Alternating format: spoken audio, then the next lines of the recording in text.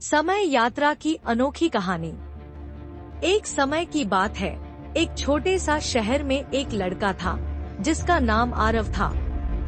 आरव को पुरानी कहानियाँ और प्राचीन चीजें बहुत पसंद थी।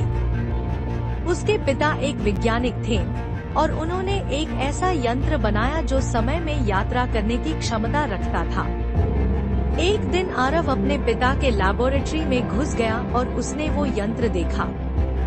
आरव का मन पिघल गया और उसने सोचा क्यों ना एक बार समय यात्रा की जाए। उसने सारे बटन सही जगह ऑन किए और उस जर्नी में चला गया जो उसका सपना था। एक चमकदार रोशनी हुई और वो 20वीं सेंचुरी के प्राचीन देश भारत में पहुंचा। यहाँ उसने देखा लोग हाथों से लिख रहे थे, पानी के कुओं से निकल रहे थे और कच्चे रास्ते बनाए थे। आरव ने कुछ लोगों से मुलाकात की, जिसमें एक चोखी लड़की थी जिसका नाम मीना था। मीना ने आरव को अपने देश की संस्कृति और लोगों के जीवन के बारे में सिखाया।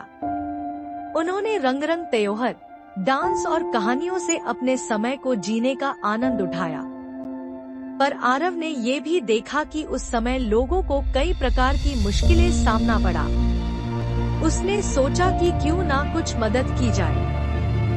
आरव ने अपने साथ लाए कुछ मॉडर्न टूल्स और टेक्निक्स का प्रयोग किया और लोगों को सुझाव दिए।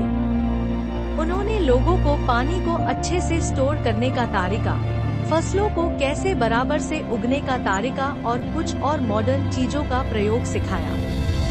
आखिर में आरव को वापस जाने का मन नहीं हो रहा था, लेकिन उसने सोचा कि अपने पिता और सामने वाले समय में वापस जाना पड़। एक रात उसने समय यंत्र का प्रयोग किया और वहाँ अपने घर पहुँचा।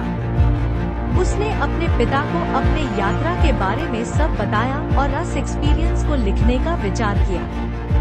उस दिन के बाद आरव के पिता और आरव ने मिलकर और भी चमत्कारी यंत्र बनाए और अनेक अनोखी यात्राओं पर निकल पड़े।